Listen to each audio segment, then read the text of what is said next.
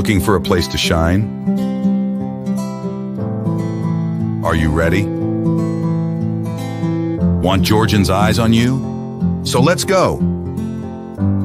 Good Morning Georgia is here. Start your day the Georgia way. Want attention for your brand? Broadcast today only on Good Morning Georgia. Contact us today. Email us at info@thecommunicationsmd.com or call on 770-421-5598. Tune in to Good Morning Georgia. Join hosts Audrey Bell Kearney and Derek J. Wilson every weekday at 9 a.m. for your daily dose of news, politics, business, and entertainment. From local updates to insights from affiliate partners across and beyond Georgia, we've got your mornings covered. Tune in to stay informed and entertained with Good Morning Georgia. Good morning, Georgia. Good morning, good morning, good morning. Hey, listen, welcome. It's hump day. You have made it to the MIDDLE, the middle. Yes, one couple more days on the wake up. That's what my mom used to say. So my mom used to work at the youth detention center, and she was like, "Yeah, I just got one more day to wake up." I had no idea. My mom knew all the slang. I knew nothing. In the wake up. One more day and wake up, which means you're gonna go to sleep and you're gonna wake up and it's gonna be over, or you're gonna get out, or the weekend is gonna be one more day and wake up. She's like, "I got one more day and wake up." I'm like, where you get that from? It's over. My mother had all the slang, y'all. And she got it from the kids though. She came on singing DMX, "Y'all gonna make me lose my mind." I had no idea. I didn't even know what the song was. I'm like, what's she singing? I'm glad she wasn't talking about "Get It on the Floor." I don't even know that she might have. She might have.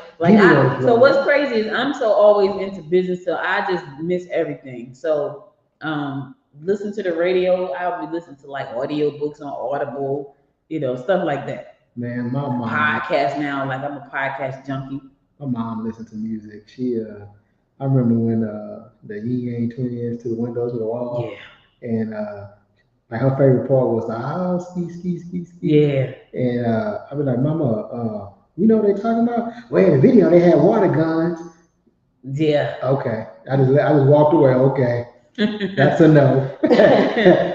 But she loved that song. And then she liked the Jagged Edge. Hey, what a party at? Hey, what a party at? She'll cut a conversation short. Like, say you ask, where you going? Hey, what a party at? Yeah.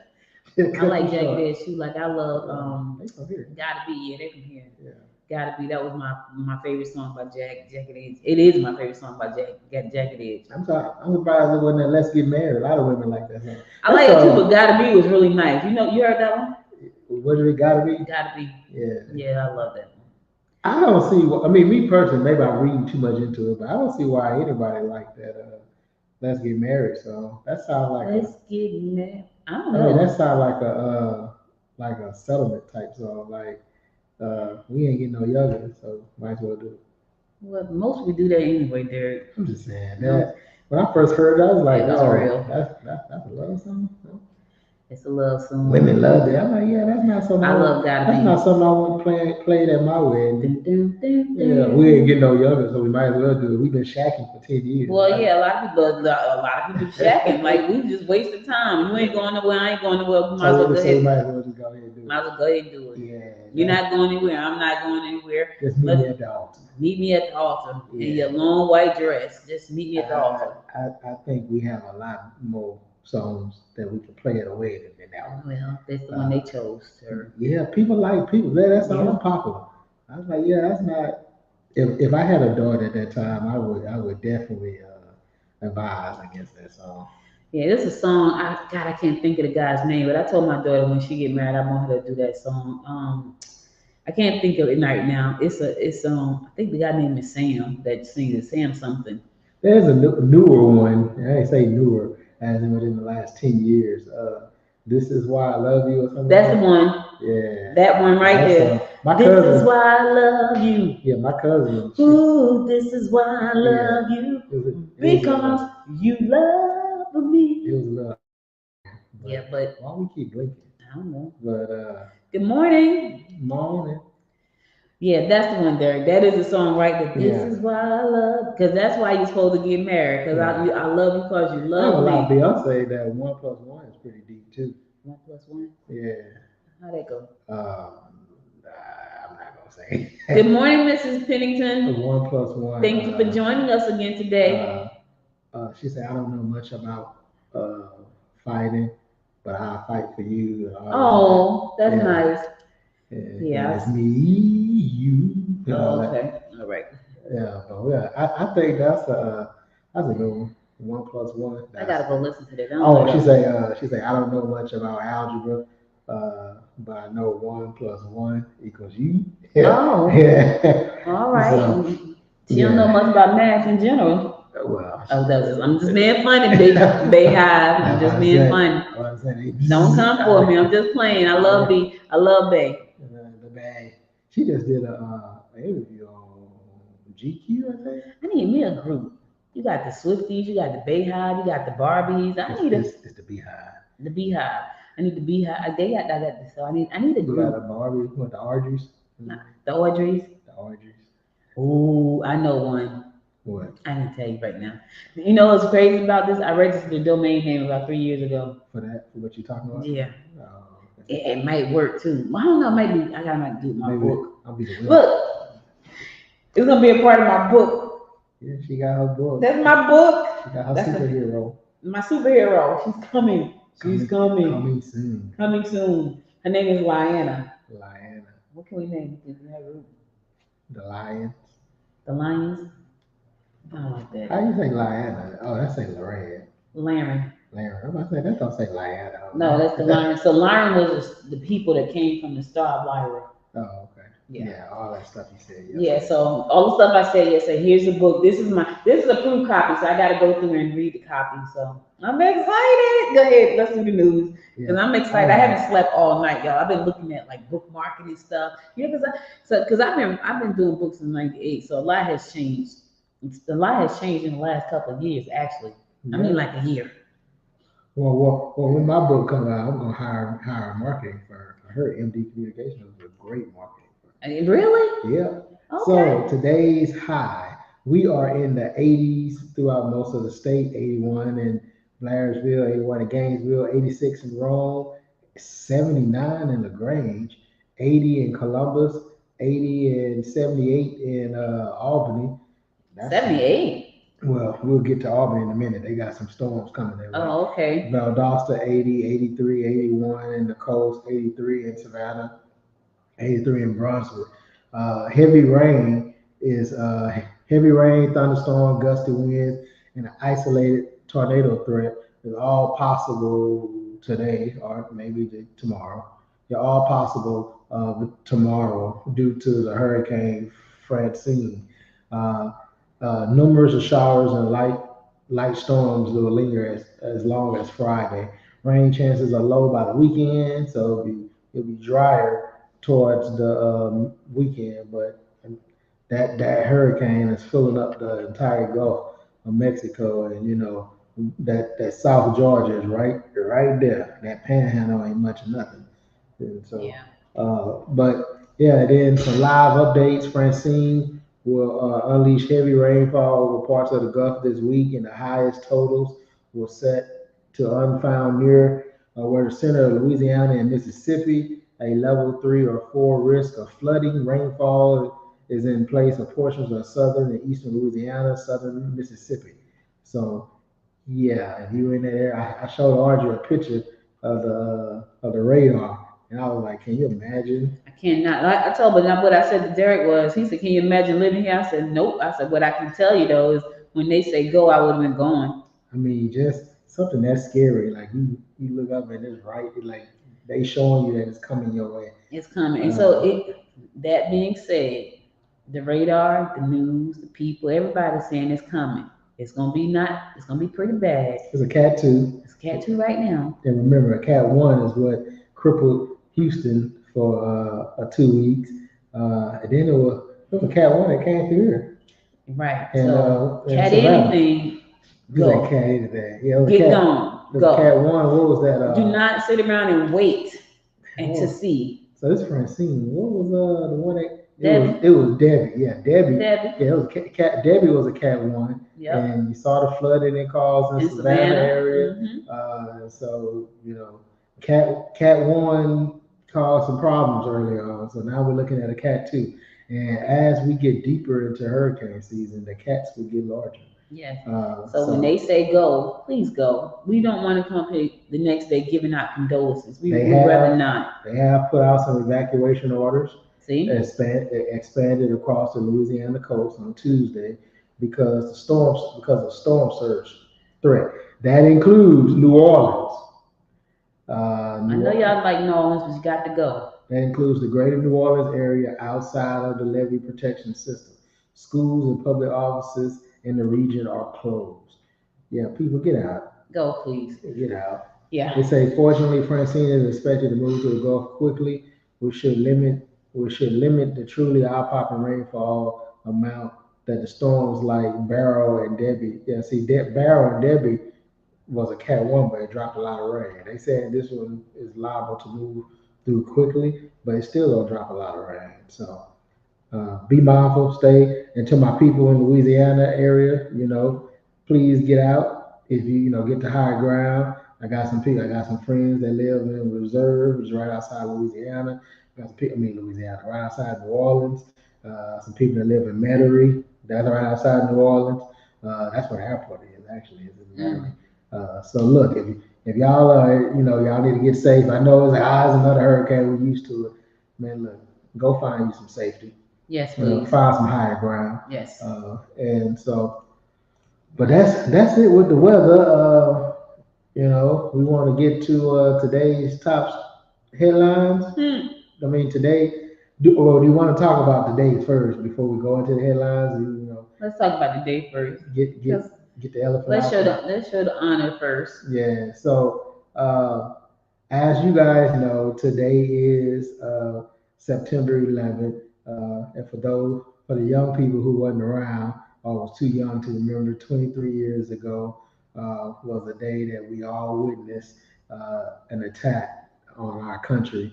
And people who I say my age or a little younger, that was probably the first time they were even older. Yeah. Because the last time that something like that happened was at Pearl Harbor.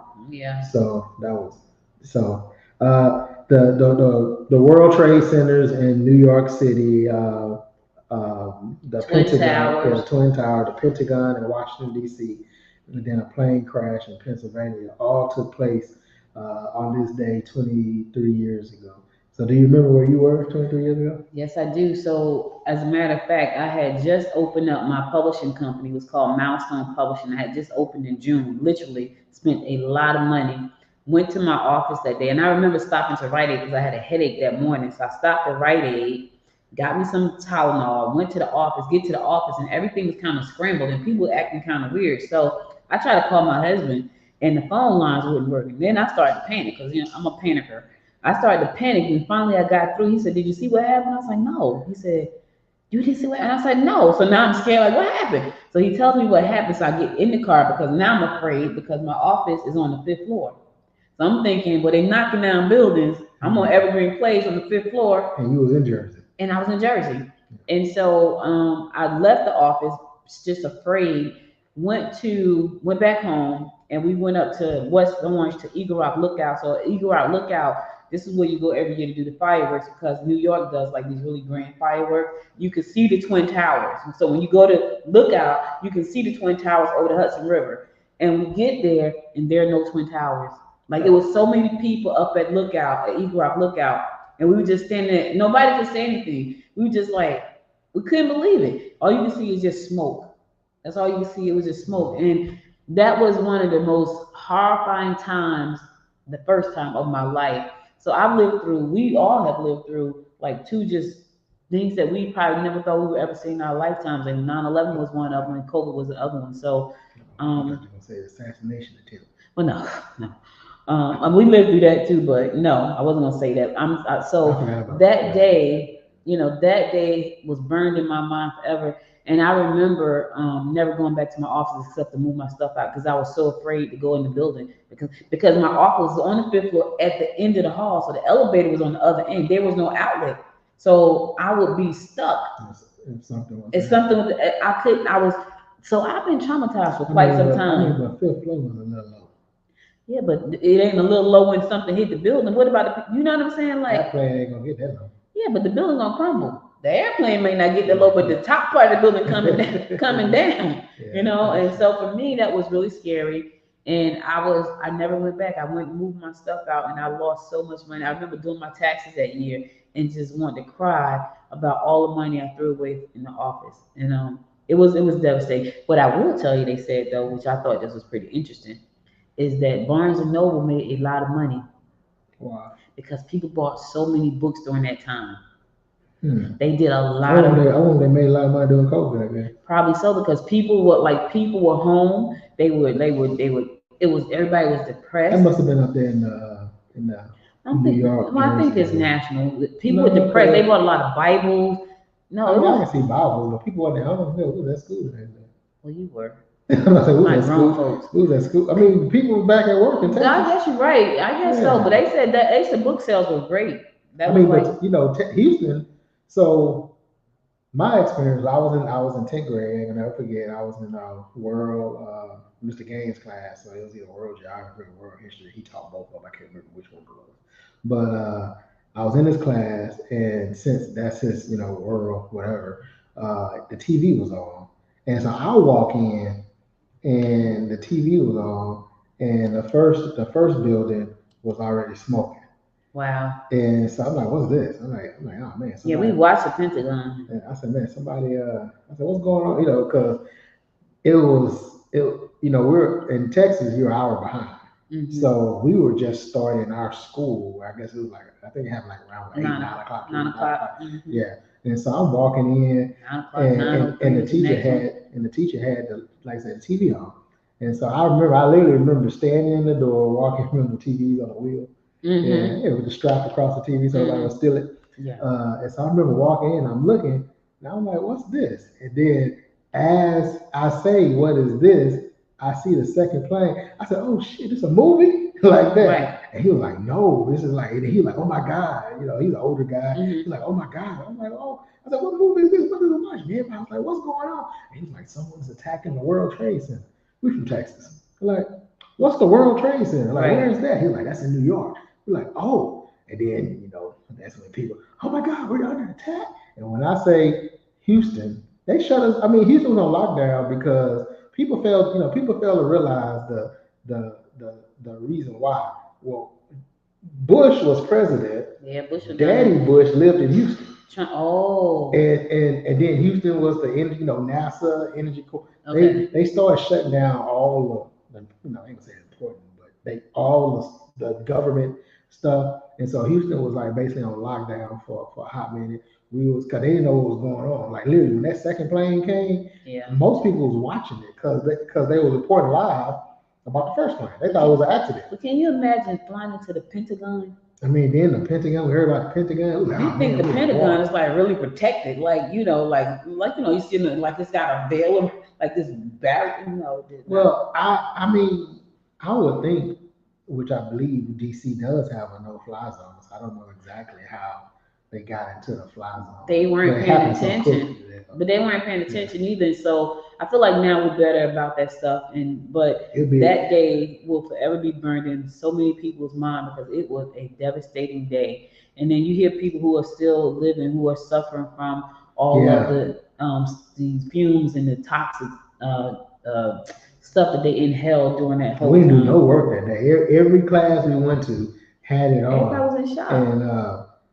And the crazy, everybody was in shock. I was looking at it, and I ain't gonna never forget. One of my teachers said, she was like, "Oh my God, they ran into the building." Talking about the paramedics and the firefighters, and she was like, "Oh wow." And I mean, I think it happened later on, like hours later, when the building started collapsing.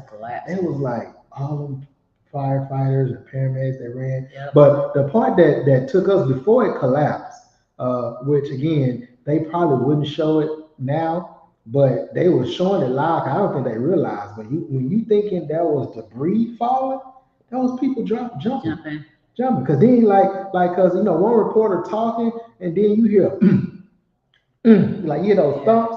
That wasn't rocks, and that wasn't debris. That was people That's falling. sad. That's sad. And well, not falling, they was jumping. Because if you was above the where the airplane hit, you couldn't get down because of the elevators was destroyed. Yeah. So it was, yeah. It was a sad day it for our was country. watching. And look, I am a spiritual person, but anybody that ever read the Book of Revelations, I swear I felt like that was the fall of Babylon. Well, Like, here's the thing though, like we're living in those times, like that started it and we're just still there. Yeah. I don't know. I pray the voice has come and gone. I don't know. Nah. But that's why we have to stay prayed up, and that's why we have to make sure. Make sure your stones are energized. Yeah, listen, let me know, because tell me what I need to do. I need to go on the ground with the reptilians. They'll be talking trash. I'm gonna be on the ground somewhere while he up here trying to figure out how to breathe. With my pump. With your oxygen mask. Yeah. We like all Let night. me tell you something. I really want to build a bunker. Like there's a bunker here in Georgia and Tifton.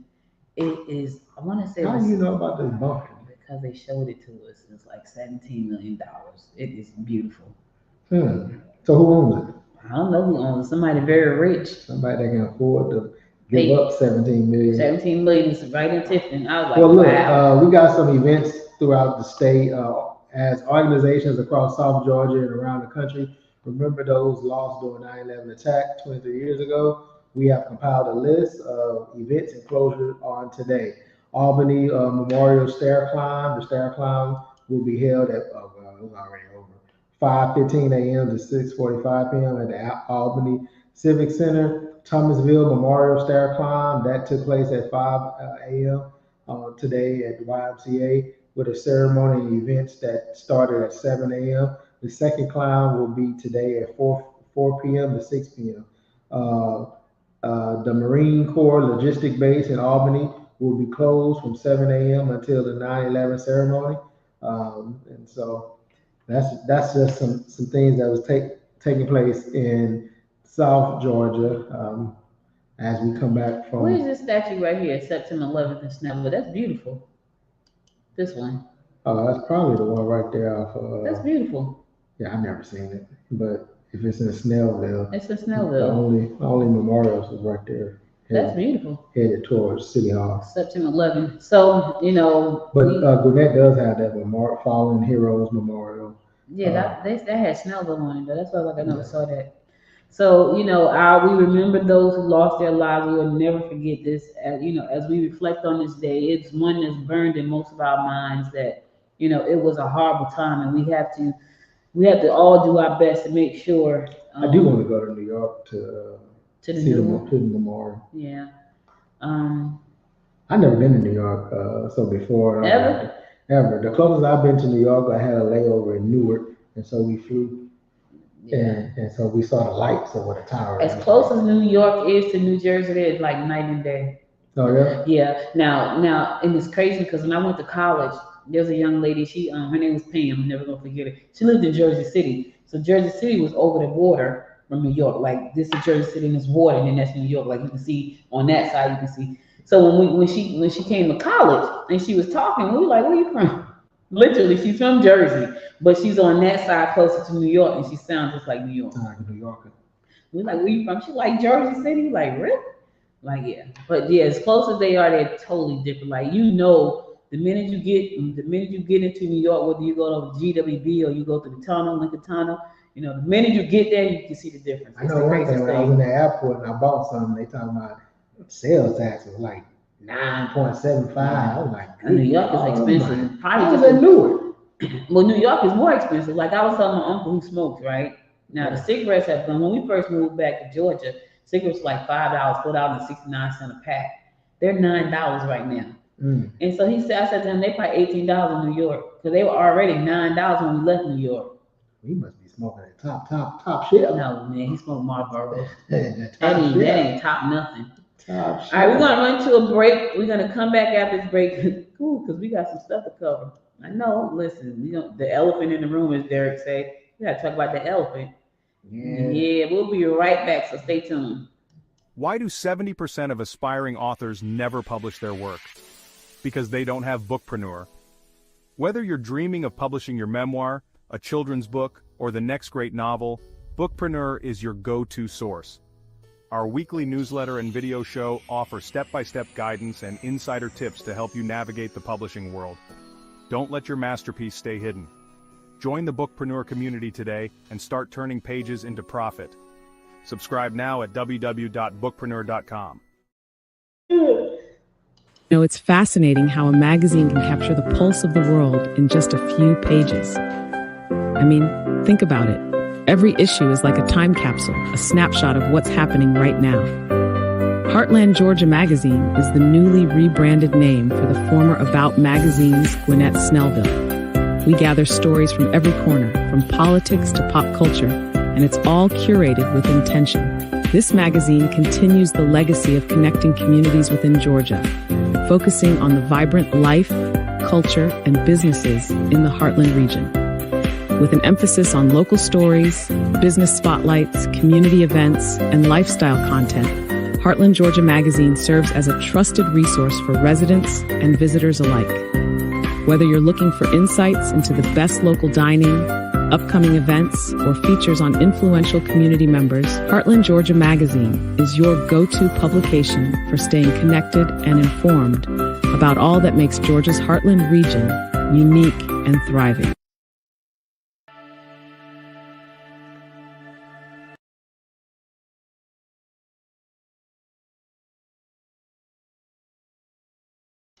Yeah, we talking about something over here. All right. You supposed to pay the writer. You know, I just love how you bring off-air stuff on too. I'm sorry. So as we go into what where is it? Another Georgia? She's gonna play another commercial. Who said that? That's what you should have. Oh, I'm trying to see. Nah, we gotta do politics there. Ain't middle Georgia yet. Well, no, I'm trying to just see what, all the commemorative stuff took place already this morning, 8:15 this morning. Norcross had a ceremony at 8:15 this morning, 9/11. They're trying to see if we make sure people who like me want to go to these, but didn't realize I had to wake up early. So, got to get up early. all right, well, we can talk about that game last night. Did you watch the game last night? I did, the entire thing. The whole 90 minutes. Oh, I was talking about the Falcons. What you talking about? Don't know games come on Tuesday.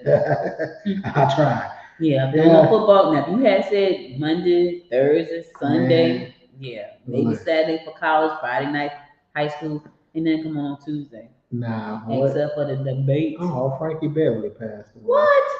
Yeah.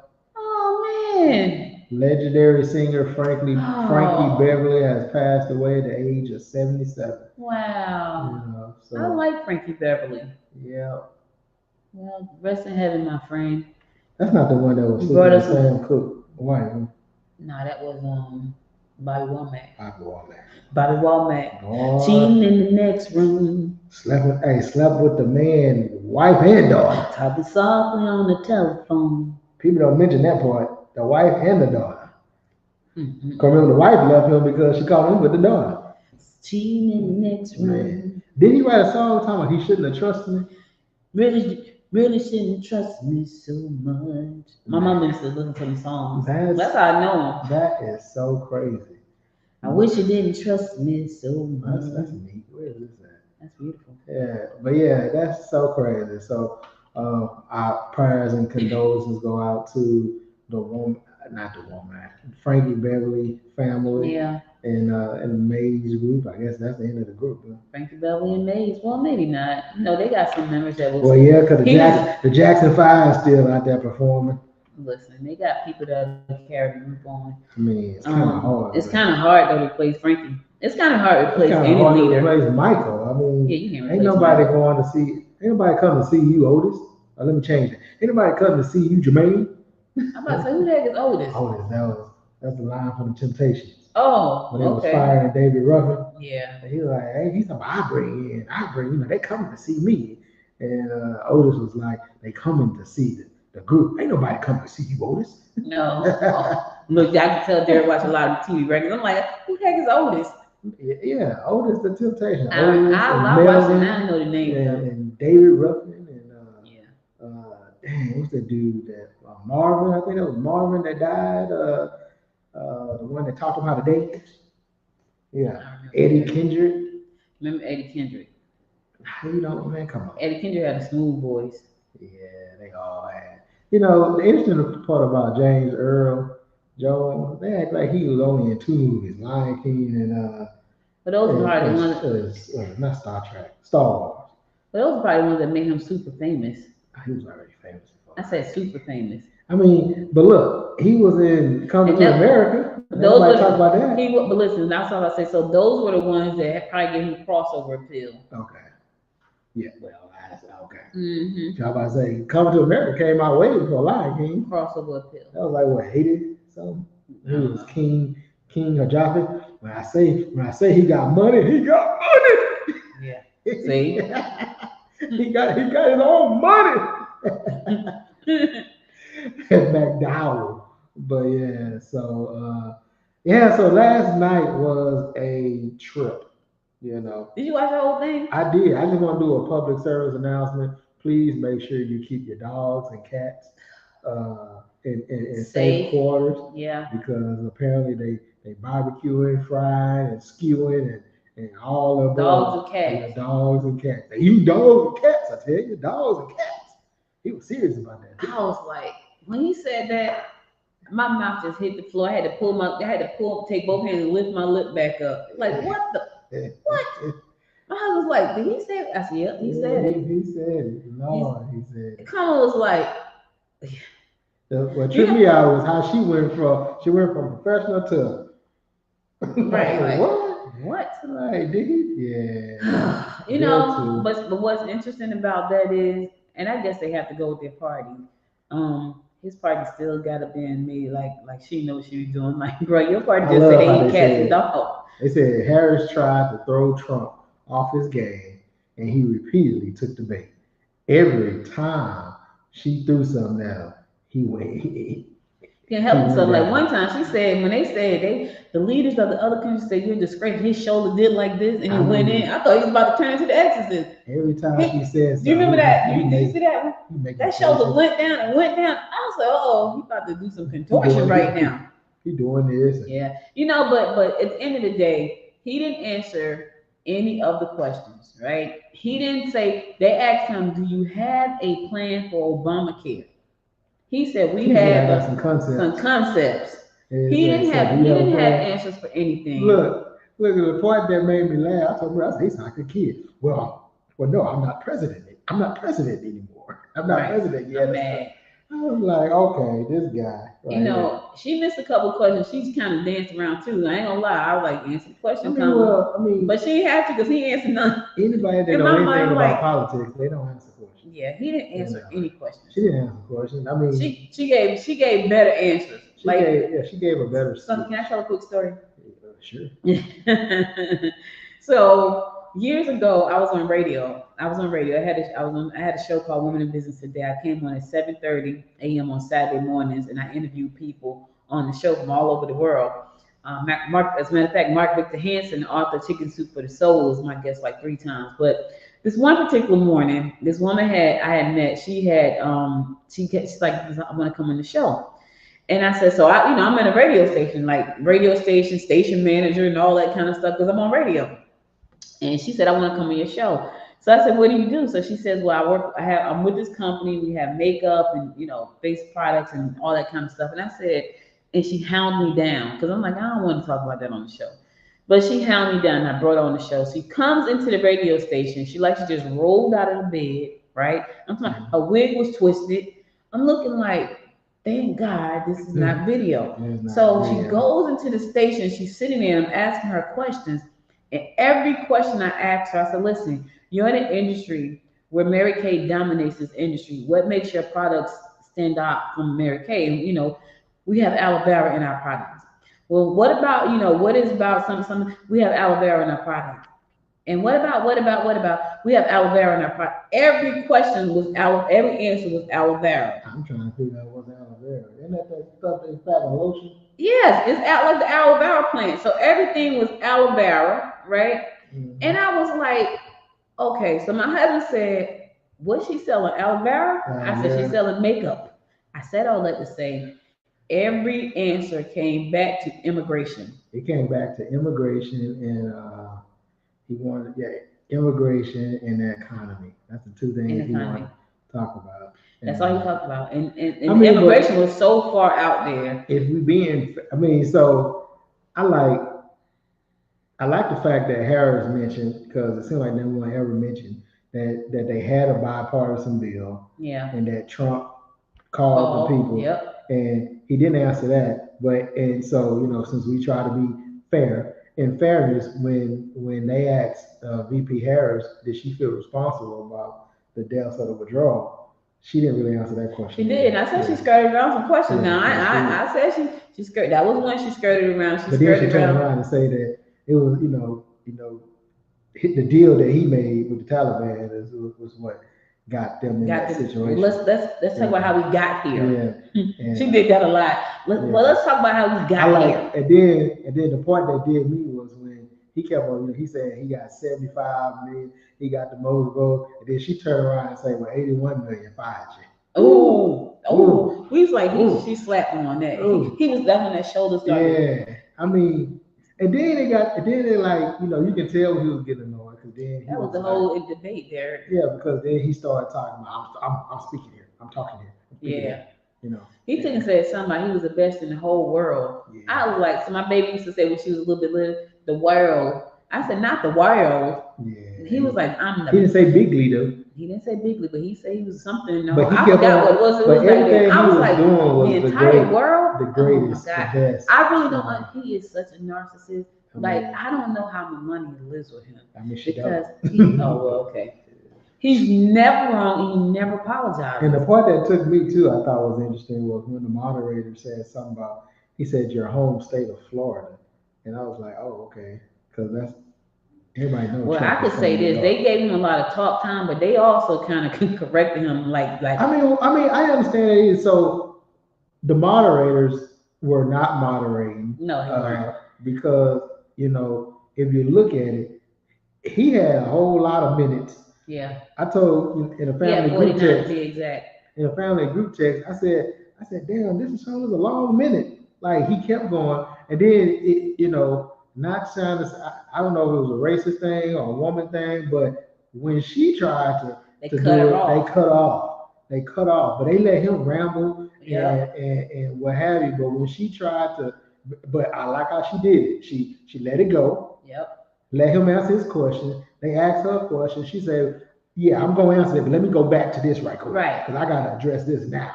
Yeah. And I like that because had she would have pushed it like he does, they would have labeled her an angry black woman and all this. Yeah, and she was very composed. She was very well composed. I mean, I like how she tied in him being a criminal.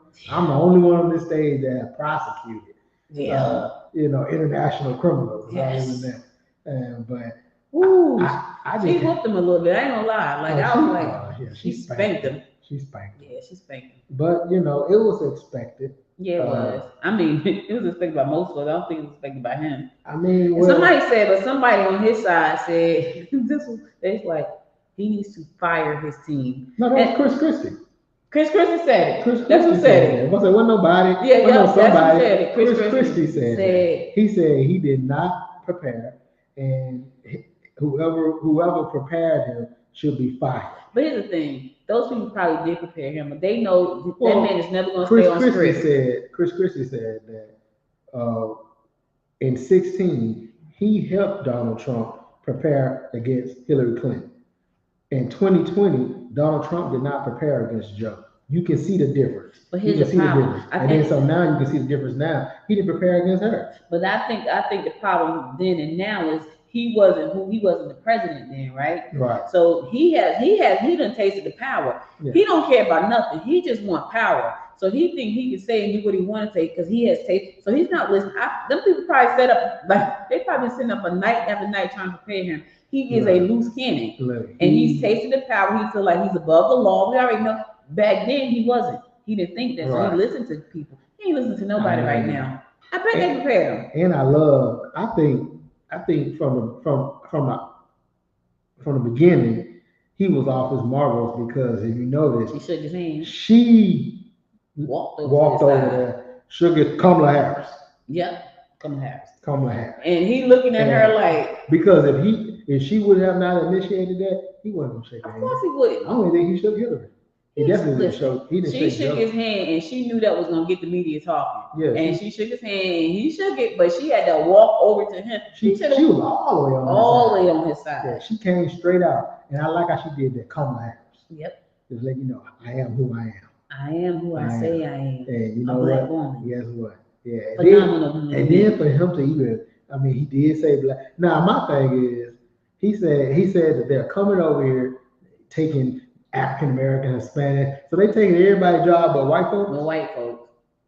Like that sounds so stupid. That's stupid. Like, why you just can't say they coming over here taking jobs? Why they? How about you say they taking jobs that these folks don't want? But no, but if you gonna say they taking jobs, say they taking jobs. Because gotta say they taking black jobs? Because he feels like the jobs you're talking about, he feel like that's the only jobs that black folks and Mexicans do. What jobs those are, I have no idea. Yeah, because believe you me, they're not taking jobs that qualified people can. Like who is what anyway? They're not taking jobs from us. Right. So. And when I say wait a minute. So 21 million coming in here every month. So right about 4 months, we have 84 million. So 80, where are they?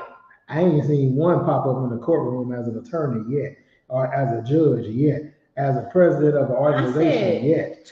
21 million. Well, I was saying, where they living at? I said, I don't know. Underground with their reptilians. I ain't seen one process a tax return yet. They live any underground. CPAs yet? Any insurance adjusters? But do you know how many people that is there? You talking about 84 million people a quarter coming into the United States. Where are they? I'm trying to figure out why they only taking minority jobs. Because I mean, listen, but time out. What is a minority job? I'm sorry, I didn't mean to say that. We tried to figure that out. Yeah, what's a minority job? Nobody has figured that out yet. This is a minority job. I guess so. I mean, it's just like they're gonna come in here and they're gonna take this job from us, that we created. Yeah. Somebody should have asked him, well, what's a white job? Right. Because we have somewhat of an understanding what black jobs. You know what? I think his people prepared him, right? But his base react to the stuff that he said. So even though they had said, Mr. President, sir, stick to the script. This is what we're gonna do.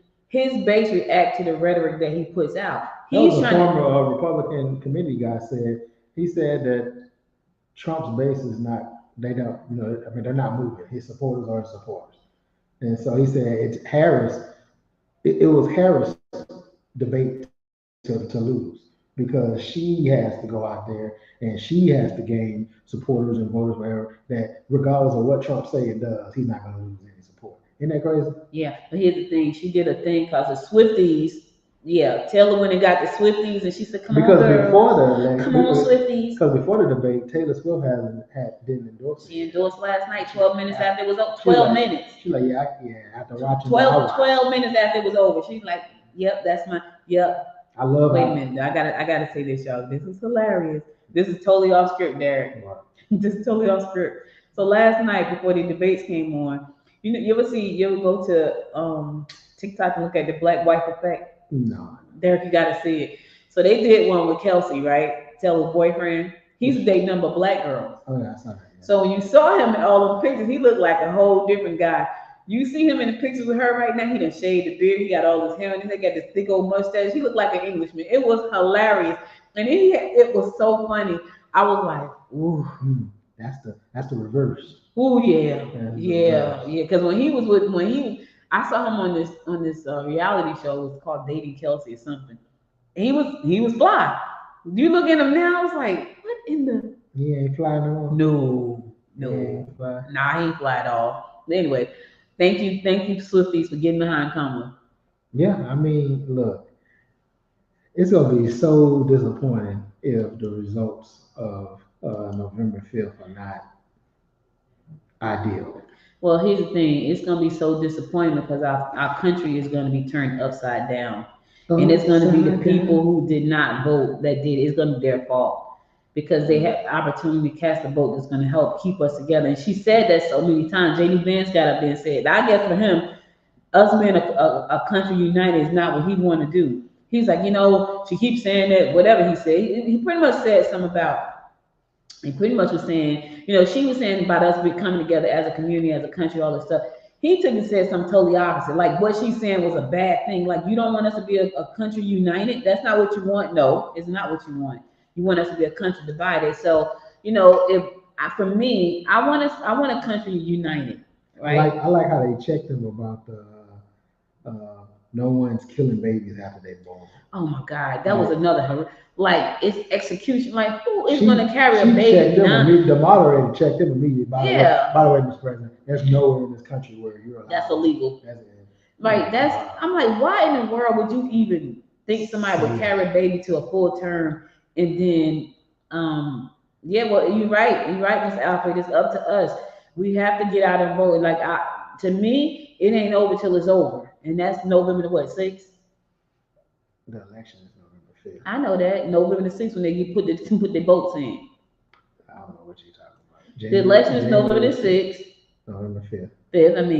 They got to count all the votes. We got Georgia who can wait 7 days or whatever you said yesterday. We got to get all the votes in, Derek. That's why I say the 6th. It won't be the 6th. I think it has to be certified 7 days afterwards. All right, so it might be the 6th. It might be the 12th. Yeah. So we have to wait till all the votes in, but it's up to us to vote. It's up to us to keep telling this message. As a matter of fact, if you are not sure, if you're on the voter roll here in the state of Georgia, if you are not sure, this is where you need to go. MVP, M as in Mary, B as in Victor, P as in Peter, .SOS, S as in Sam, O as in Oscar, S as in Sam, .GA.gov. MVP.SOS. .ga.gov, because even though she's doing a great job, it doesn't matter if people don't go to the polls and vote. I can't imagine that people that are not the base not going, because I don't see how you can feel like this is going to be a great place to live if he wins. It really won't be. It would not be. It's gonna be interesting. Well, I ain't gonna be here. I'm leaving. Yeah, they said that in 16, still here. Ooh. Well, see, we didn't know what we knew back in 16. We didn't think he was going to be the monster that he really is. We didn't think that he was going to really try to divide us the way he has. We didn't think that people would go to the White House and try to hang the vice president, who was his vice president. We didn't think those things, Derek. We didn't think he would sick his people on. We didn't think that. We know better. Oh, when you know better, you're supposed to do better. Speaking of January 6th, I don't know if anyone caught. I'm pretty sure the pundits and people that caught it. When he didn't acknowledge that the police officer got killed. He did not. He said they shot her and they were wrong. Like, bro. He said that she was the only one that got killed or something. Right. But he said that they were wrong. Yeah. So we're not going to talk about how law enforcement got killed, and then he blamed it on Nancy and the mayor, which everybody fought for his. He's sitting up there watching why they do it. But that's what I'm saying. So we said in 2016, we didn't know what we know now. So we know now who he is for real. Yeah. He has told us when they tell you who they are, believe in the first time. Yeah. That's what Maya Angelou said. The man that said I'm gonna be a dictator day one. January 6th, I'm a dictator. He said that when they tell you who they are, when they show you who they are, believe them the first time. She called he done showed us. Said that he was gonna demolish the Constitution. And yes, he's gonna fire the educators. He's over 50,000 people. He's planning on firing. Yeah. That sounds. Why would you do that? You're gonna dismantle the whole government, and that's gonna leave us where? Because your people don't seem to be very smart. She's not a smart one. No. Oh, no. I like how your group. I like how he was saying, the immigrants and the people illegals coming over here, crime. I love her response when she say, "Rich for Trump to talk about crime." Yeah. Yeah. She started rolling it up too. I think his shoulder did that thing again. Because every time he would do that, every time she say something, she hit him. His shoulder go like this. Yeah. I said to my husband, "Look at his shoulder. It dropped." And then to also bring it even closer home, I forgot But yeah, she was there on January. She was a senator. She was, and She was the vice president I elect, was and she there. was a senator. I was Yeah, there. she was in the building when they were coming to hang. Yeah, Them. come to hang Pence. Yeah, It's like, let me tell you something. With J.D. Vance up there trying to get his foot in the White House, bro, you better be careful. You better be careful. Because if he get in, you might not make it through the whole term. Now look, when you got Dick Cheney, one of the starchest Republicans out there, that's publicly endorsed a non-Republican. Not only did he endorse her, he called him out his name. Did you hear that part? He was like, he straight dissed him.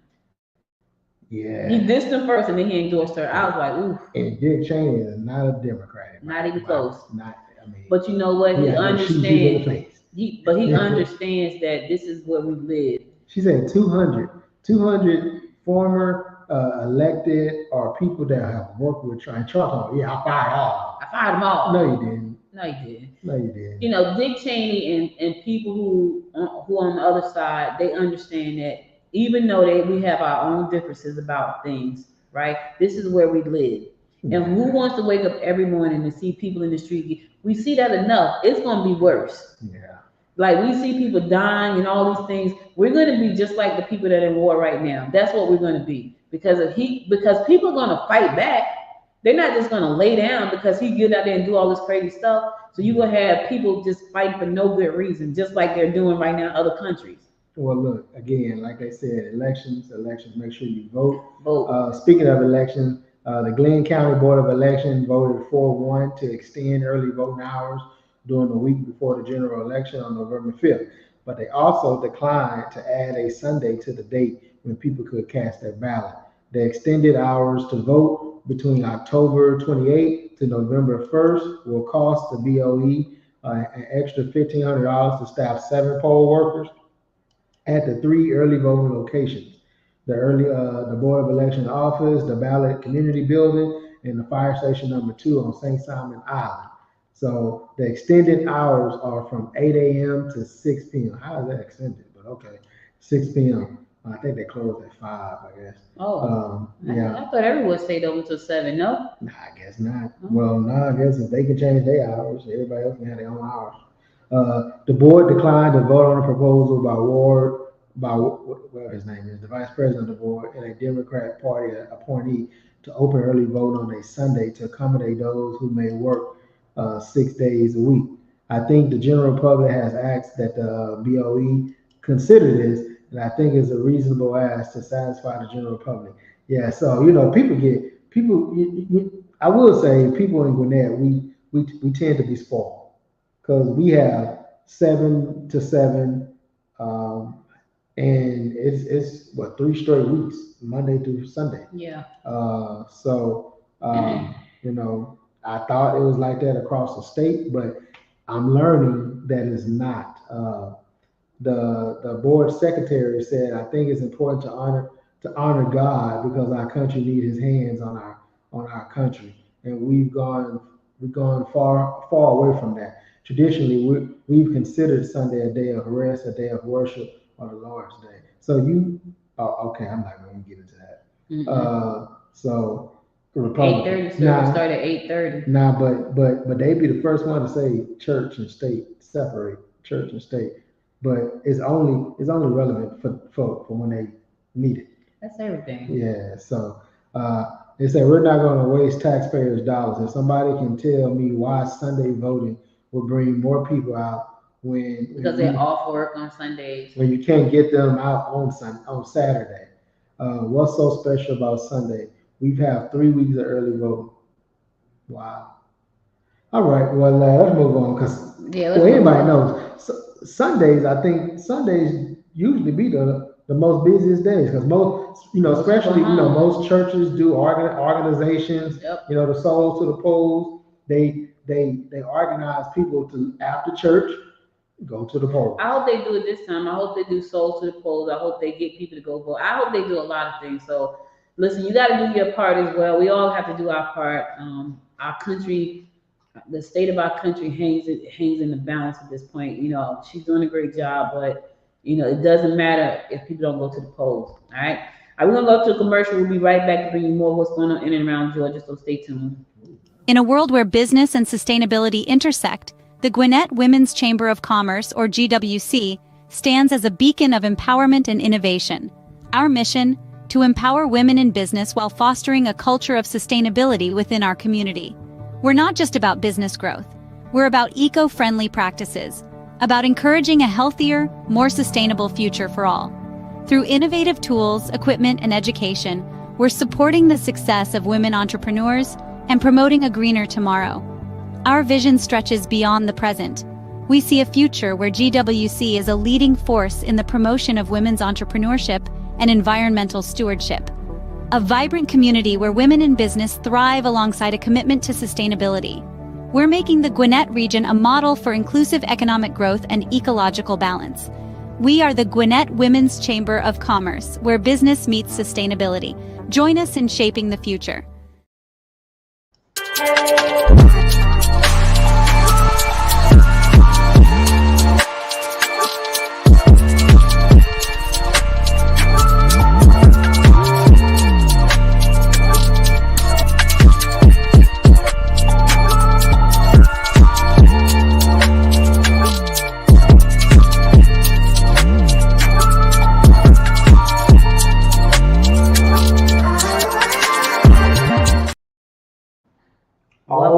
Welcome back.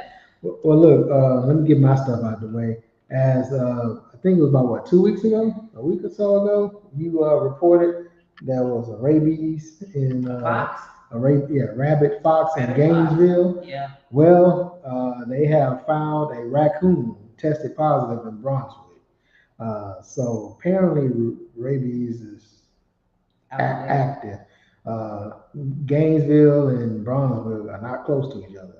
They're great distance. Well, the thing about raccoons, they'll attack you anyway. So raccoons think they're human. Yeah, raccoons will attack you anyway. So if you see one, be careful and run. They say a raccoon in a residential neighborhood near the Glen Owl Shopping Center in Brunswick has tested positive for rabies. Residents are reminded to avoid contact with wild animals and ensure pets are up to date on their vaccinations. Again, this is the second or third, because it was 2 different articles in Gainesville. Yeah. 2 different. So just be mindful that rabies still exists. Make sure your animals, your pets, are not only safe from being eaten by humans, but also being safe with their shots, up to date with their shots. Matter of fact, you want to make sure they're up to date so the human can have something healthy to eat. That's disgusting. But yeah, just be mindful of that, and don't why do people think they can play with wild animals? Because they're cute. They want to feed a bear. Raccoons are cute too, but man, they want to feed a bear. They want to pet a raccoon. Yeah, they want to play with Bambi. Stay away from that. Yeah, stay away from them. That's all I got. All right, let's go to tech. Let's talk tech for a second, because we ain't talk tech. Listen, I was telling Derek earlier, right? Was I telling you or was I telling Dominique? I don't know. I think I was telling my daughter. She spent more time talking to other folks than me most mornings. That's my child. That's why we be late. No, we don't be late because of that. Great. Took the whole thing off. Yeah, that's terrible. So yes, that's terrible. Yeah. He showed me a Delta plane, like, yeah, that's bad. She brushed me out like I'm the Carter, like I'm Carter. We talking tech right now. So y'all know I love AI, right? Because of all the things that it can do. It helps us be more productive. It's gonna solve medical problems. It's gonna come up with new medication. It's an amazing tool, right? However, I'm not too happy about them robots. I seen a robot last night that washes the dishes, cuts up the vegetables. Oh man! I mean, love that. $59,000. You can reserve yours today for $1,000.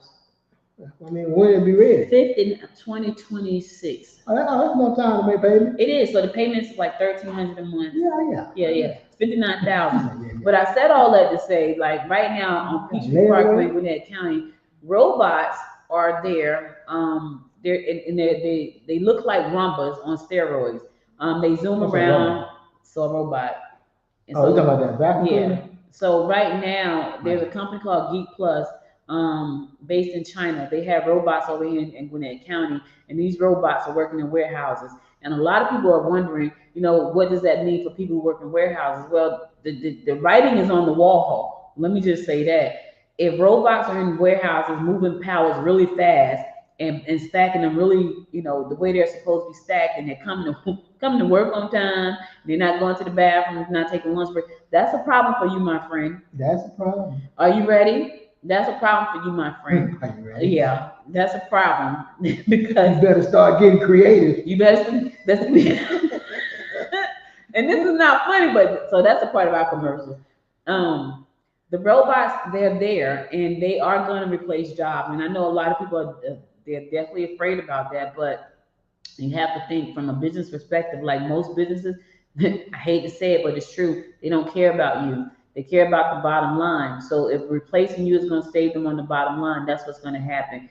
Jobs like customer service, where you can train a smart agent to do pretty much everything a customer service rep can do. All people got to do is type it in or call it in. And now they got the ones that actually talk to you. So you call in to the 800 number. You want to talk to somebody. You want to talk to the robot. The robot is going to answer your questions. They're going to take all the information. So customer service, warehouse positions.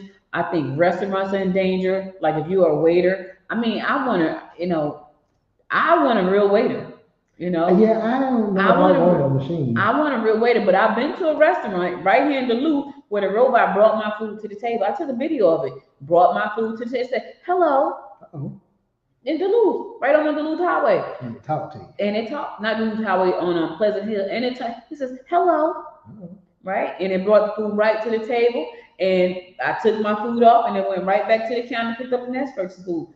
No waiters in there. There are no waiters in that restaurant. It's just a robot.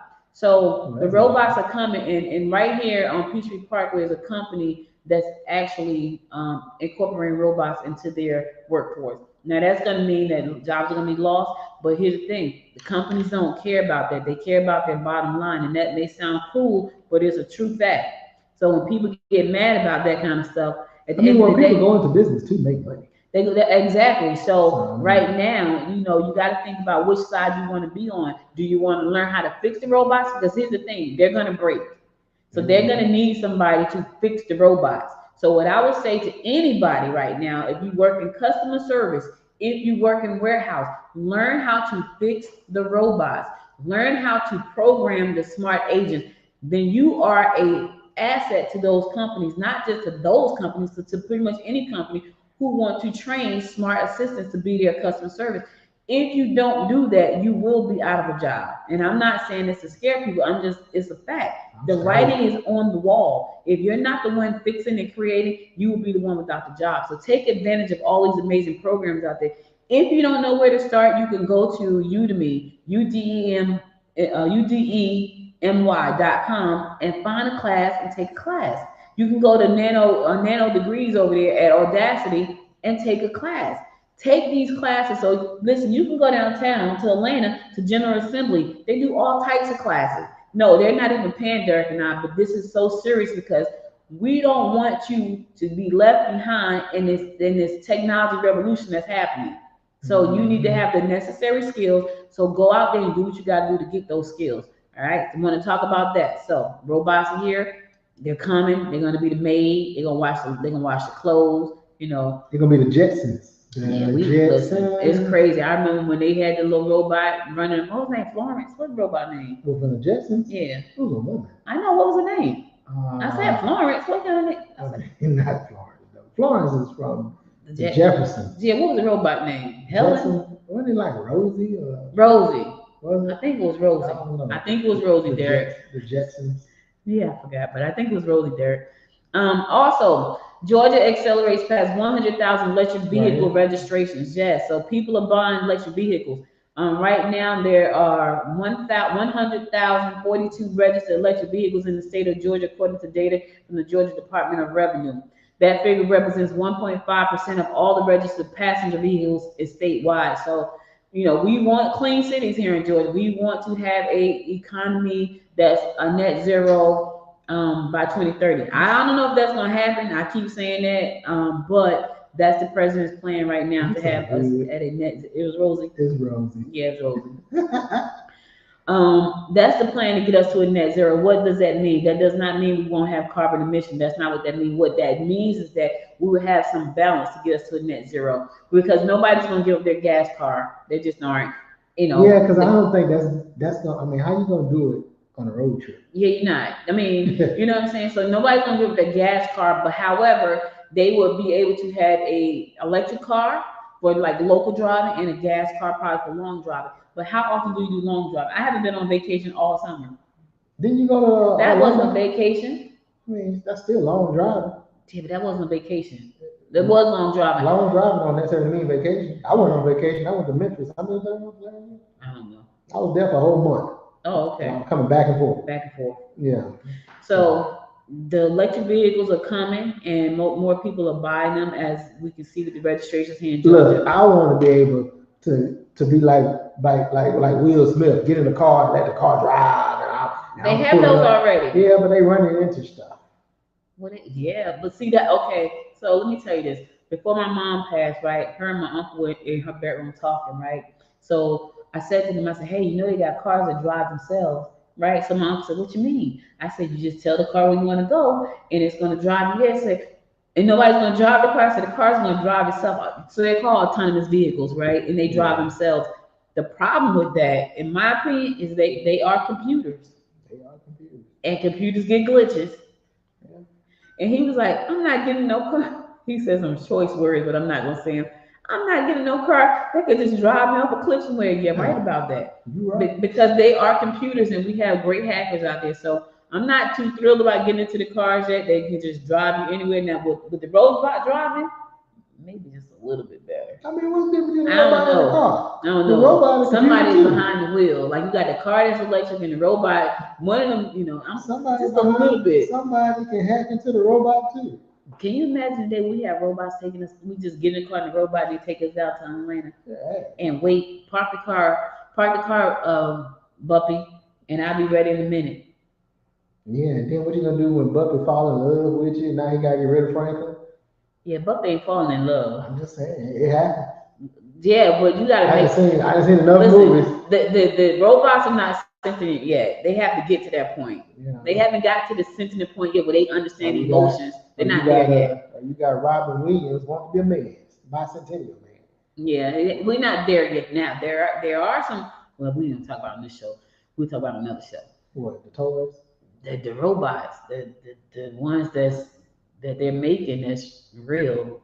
Trying to be human-like. Yeah. See, that's too much. It is too much, because but it's happening. People fail to realize, like, it's gonna come. Like, these movies are not far-fetched. It's gonna come a time that if we keep continuing to push the needle, it's gonna come a time. I mean, just like the thing with Planet of the Apes. I know that's a movie, but they kept pushing the needle. Of trying to make these apes more intelligent, more and more intelligent, until it comes to a point where now the apes are running the planet. It's gonna be the same with these robots. Keep doing it. Before you know it, it's gonna be a robot because everything connected. That's why I don't have Alexa and stuff in my house. My house is not as wired as some of these other people's houses. Mine. And it's like, no, we got we got a cube. I ain't gonna be locked in my house because I can't open the door because it's magnetically locked by a computer. Yeah. So we got the cube, we got fire sticks, and the cube talks loud. I said the freaking that thing is loud. Yeah, that's too we got the show, we got 2 Alexas. My house is full of AI. Yeah. But that's me. So the only AI I got is my phone.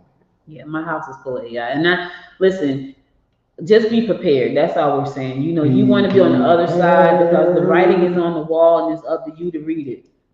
Yeah, I can't do it. All right, listen. The 8th annual Georgia Film Festival will take place starting tomorrow, featuring several University of North Georgia students. This year's film will be shown in the new cinema at Gainesville Campus Performing Arts Building. So they got the Georgia Film Festival. I didn't even know they had that. I didn't know. When they had one when I first moved down there, I actually spoke at it. It was pretty nice down at Gas South, but they haven't had it since then. Opening night of the film festival is tomorrow. Will double as a grand opening of the cinema. So they got a new cinema over at University of North Georgia. They got a new theater over there, so they're gonna be screening films in the new theater. The School of Communication, Film and Theater said, yep, they're gonna be doing that.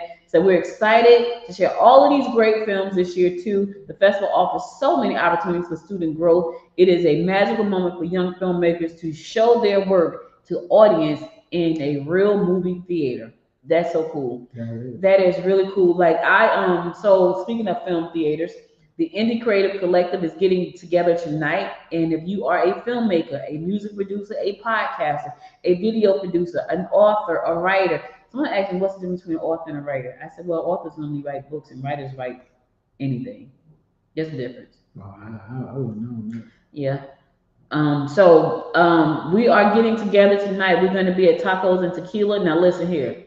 Tacos and Tequila, the name says it all. And we want you to be responsible if you show up tonight, okay?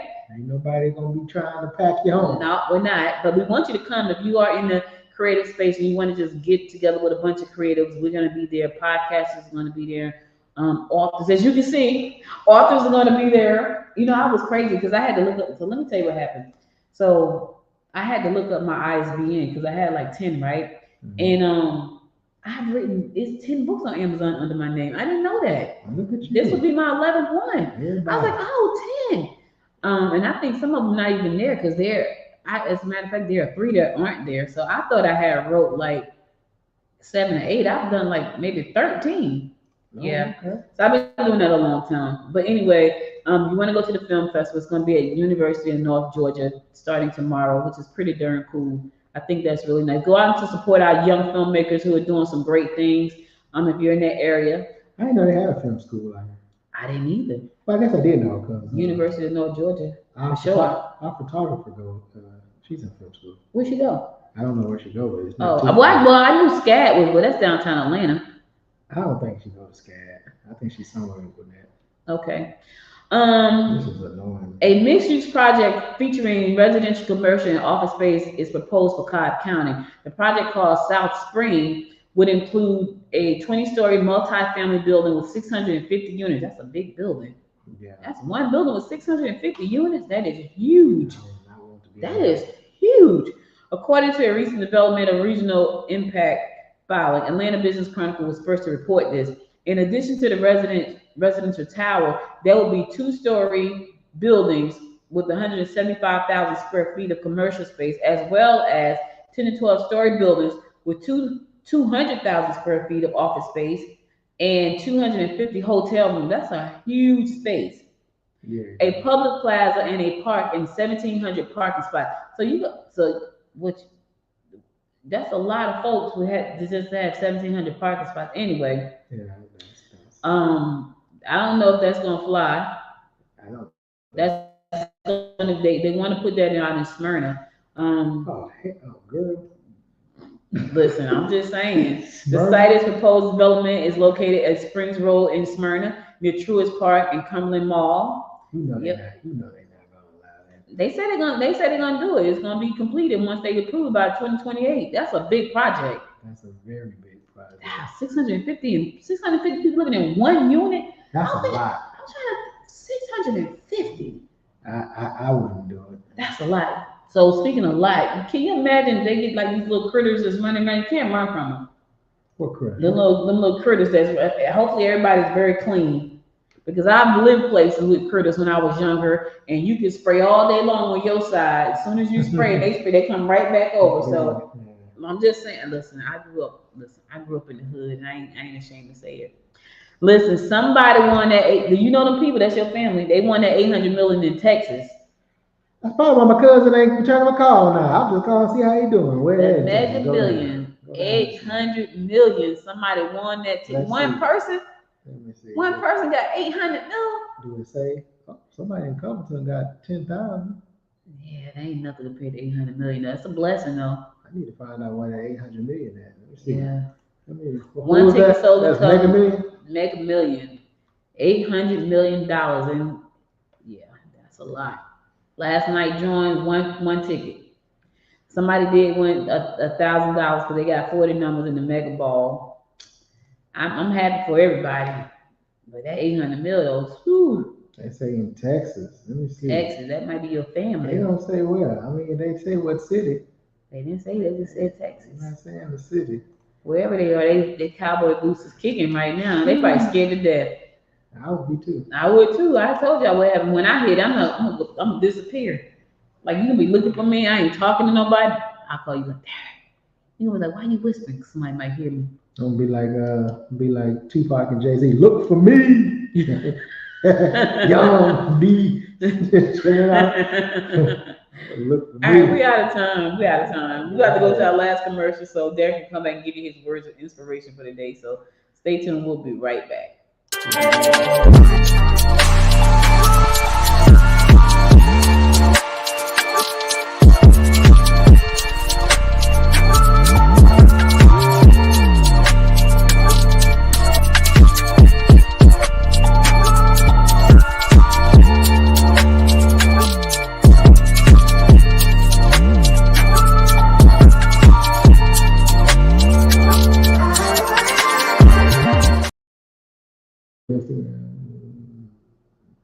Hey there, creative souls. Are you ready to unlock your full potential and join a community that truly gets you? Welcome to the Indie Creative Collective. Imagine a vibrant space where podcasters, musicians, video creators, writers, filmmakers, and so many more come together.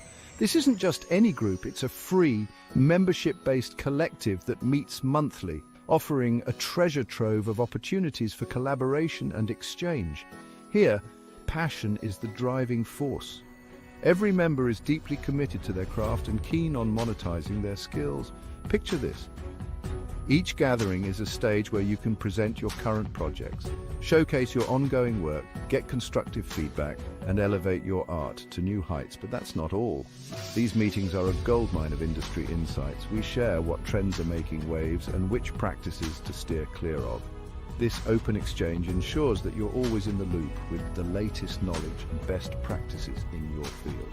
The Indie Creative Collective is more than just a network. It's a breeding ground for innovation, a support system for creatives striving to make a living from their art, and a hub for like-minded individuals to connect and create together. Whether you're an established creative or just starting out, this collective is the perfect place to find inspiration, enhance your skills, and connect with fellow creatives committed to turning their artistic endeavors into profitable ventures. So what are you waiting for? Join the Indie Creative Collective today and embark on a journey of creativity, collaboration, and success. Stay creative, my friends. Creative, my friends. So listen, Indie Creatives, that's happening tonight at 6 p.m. at Tacos and Tequila. It's free to attend. You can join us. And listen, you get to talk. I'm going to share about my book. So this is my first fiction book, and I'm excited about that. It's called The Laren Legacy, right? But I want you guys to come out if you can, because I want you to find out how I did this. I'm not a fiction writer. I am a nonfiction writer. I've been doing nonfiction since 1998. However, this is my first fiction, and I'm excited about it because it has given me the opportunity to be creative. It's given me the opportunity. I feel revived. I feel excited. I feel, cool. Like, this is great. Speaking of that, my co-host right here has his first book.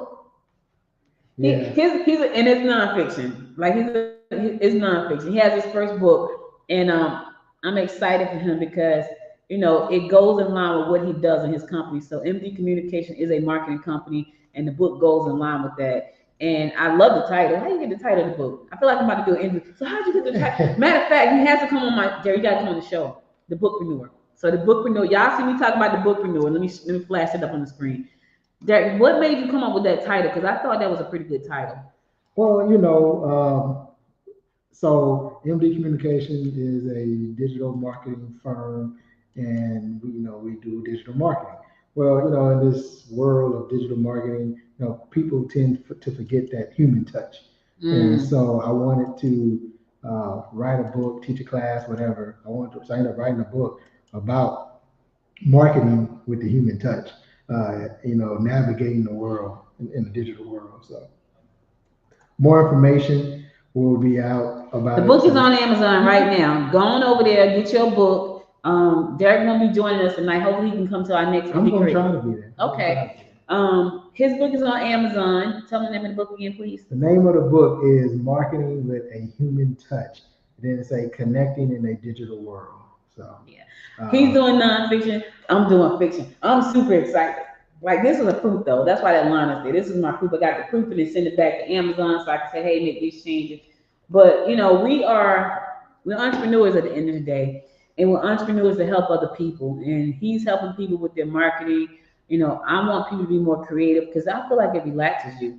I don't know about y'all, but I'm relaxed with that book. I feel excited. Like I can't wait to do like a line of coloring books. Like that's my next step for kids. So if you guys are coming out, you want to come out tonight, we will be at Tacos and Tequila on Scenic Highway at 6 p.m. Just ask for the Indie Collective or the Gwinnett Women's Chamber of Commerce. All right, word for the day. All right, so I kind of incorporated the book. It's like, so here we go. Good morning, Georgia. It's Wednesday, hump day. And today I want to remind you that no matter what challenges life throws at you, persistence always pays off. I faced my own hurdles along the way, but I'm excited to share that I've endured and turned my passion into something real.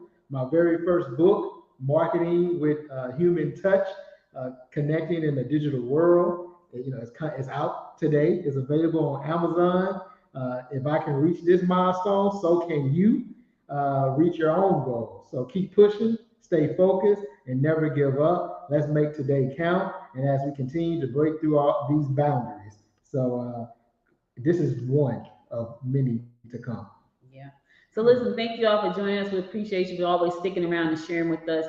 Be sure to go to Amazon.com and get Derek's book, The Human Touch. That's by Derek J. Wilson. Just type in his name, Derek J. Wilson. It's on Amazon. Get the book. Don't forget the J. And I look forward to a book signing coming soon somewhere. And he'll let you know more about that. We'll be back again tomorrow at 9 a.m. God willing. You guys stay safe out there. And don't forget to subscribe to the channel by hitting subscribe and hit the notification button so you can be notified when we go live and never miss an episode. And if you want to learn how to become a bookpreneur, just go to thebookpreneur.com, thebookpreneur.com, and you can find out more information about that. Until tomorrow, my friends, make it a great day. Bye, everybody. You've been listening to and watching Good Morning Georgia. To become an affiliate partner to report on what's happening in your community, leave us a message by going to www.goodmorninggeorgia.org. Be sure to subscribe to the show and share it with a friend. Do us a favor and subscribe to our YouTube channel at www.youtube.com/@Good Morning Georgia today.